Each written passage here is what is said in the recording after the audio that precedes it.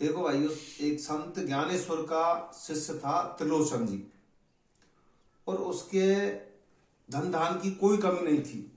काफी उसके बिजनेस व्यापार चल रहे थे और उसके काफी नौकर चाकर लग रहे थे। मगर दुख की बात है कि उसके संतान नहीं थी। और उसने कभी भी, दोनों पति पत्नियों ने कभी भी ऐसा महसूस नहीं किया कि हमारे संतान नहीं।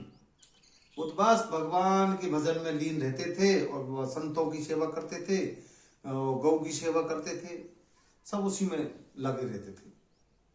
तो धीरे धीरे उनका क्या है कि अवस्था, वृद्ध अवस्था हो चुकी, तो काम करने की थोड़ी शक्ति नहीं थी। तो वो दुखी होते थे कि संत आते तो संत भी उनके साथ में हाथ बटाते थे काम में। और थोड़ा सा वो ये महसूस करते थे कि आज हम जो संतों की सेवा में खुद लीन रहते थे, खुद हम काम करते थे, तो आज संत भी हमारे साथ में हाथ बटा रहे हैं। तो ऐसे ही वो चिंतित हो रहे थे। तो उसकी पत्नी ने पूछा कि स्वामी, आज आप इतना दुख महसूस क्यों कर रहे हो, इस तरह से चिंतित क्यों हो? तो उसने कहा पत्नी से कि आज हमारी वृद्धावस्था हो चुकी है, हमें काम करने की शक्ति नहीं है। तो इसलिए मैं सोच रहा हूं कि एक समय तो वो था जो हम संतों की सेवा खुद अपने हाथों से करते थे। नौकर चाकर तो काफी है, मगर नौकर चाकर भाव से सेवा नहीं करते हैं, भावते तो स्वयं ही कर सकता है।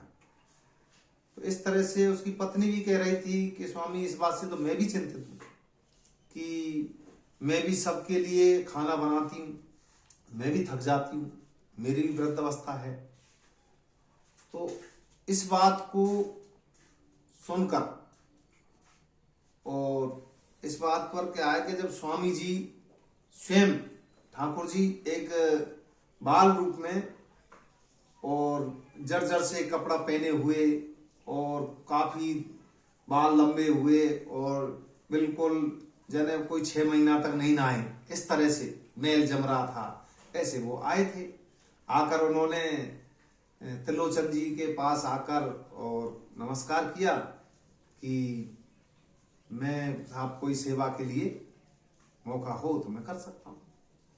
त्रिलोचन जी की तो बहुत अच्छी बात है, जो हमारे पास में मतलब ये आए तो इनको हम रख लेंगे।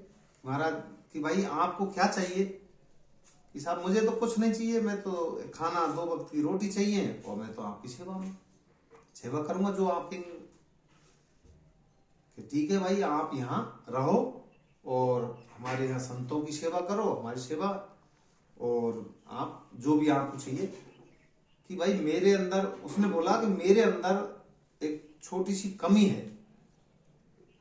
कि वो क्या? वो ये है कि मैं माता के हाथ का खाना खाऊंगा। मुझे तो जैसे माँ खाना बना के दे तो ही मैं खाना खाऊंगा, और जो काम है और सबके लिए खाना मैं स्वयं बना दूंगा, मगर मेरे लिए जो खाना है वो माता के हाथ से चाहिए। माता ने कही कि जब मैं इतने संतों को और सबके लिए खाना बनाती हूं तो क्या मुझे एक व्यक्ति की रोटी नहीं बनेगी? मैं बना के दूंगी। तो उन्होंने कही भाई मैं 5-7 शेर खाता हूं, और मुझे आप कभी ये मत कहना कि ये 5-7 शेर खाए, इस तरह से टोकना नहीं है। कि नहीं, कभी नहीं। तो वो बड़े भाव से संतों की सेवा करते थे, गौ सेवा करते थे, और उन्होंने भी उनको अपने बेटे की तरह मान लिया कि आप आज से ही हमारे बेटे की तरह हो और आप स्वयं करो, संभालो। वो करते रहते थे। अब माँ उनको रोटी बनाती थी, 5-7 शेर की उन्होंने बोला तो वो खूब बनाती और उनको खिलाती। अब एक दिन क्या होता है कि माता जी अपनी पड़ोसी के पास में कहीं चली गई वैसी बतलाने के लिए। और औरतों की जात तो होती है कि कभी एक दूसरी से बातें करती हैं। तो उन्होंने क्या है कि पड़ोसिन पूछ रही थी कि माता जी कि आप तो अब मतलब क्या है कि आपके नौकर बढ़िया लगा है, जो सारे काम को संभाल लेता है, और जो तुम्हारे स्वामी है त्रिलोचन जी, अंतर्यामी, जो अंतर्यामी, हाँ, उसने अपना नाम बताया। उन्हें नाम पूछा था उस सेवक से कि भाई आपका नाम क्या है? तो उन्होंने अंतर्यामी अपना नाम बताया। तो पड़ोसिन पूछ रही थी कि तुम्हारे जो सेवक लगा हुआ है जिसका नाम अंतर्यामी है, तो वो बड़े भाव से सेवा करता है, और जो तुम्हारे स्वामी है त्रिलोचन जी, तो वो भी अब क्या है कि उनके भी अच्छा रूप बन गया है और वो बढ़िया मतलब तंदुरुस्ती भी हो गए, मगर आप क्यों सूख रही हो? तो औरतों की इतने सी बात पे जो भाव होते हैं वो जागृत हो जाते हैं। उसने क्या है कि भाव जागृत होते ही बोल दिया कि मैं उसको खाना बनाती हूँ। कि वो तो कहते 2-4 रोटी खाता होगा।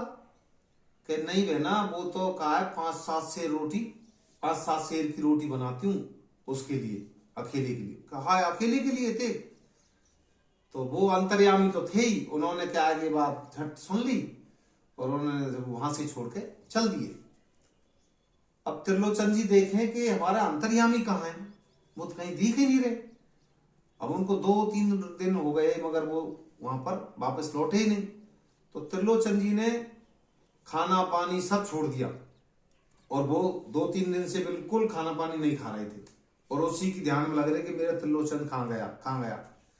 तो वो तो अंतर्यामी है, तो वे स्वयं त्रिलोचन जी के पास आए और उन्होंने उनको खाना खिलाया और उनसे कहा कि मैं सब जगह व्याप्त हूँ और मैं तो क्या है कि तुम्हारा सेवक हूँ।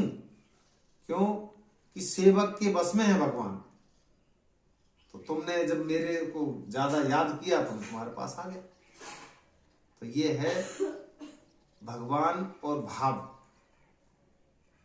भाव जब इंसान के भाव भगवान के प्रति पूर्ण रूप से लीन हो जाते हैं तो साक्षात भगवान के दर्शन हो जाते हैं। जय श्री राम।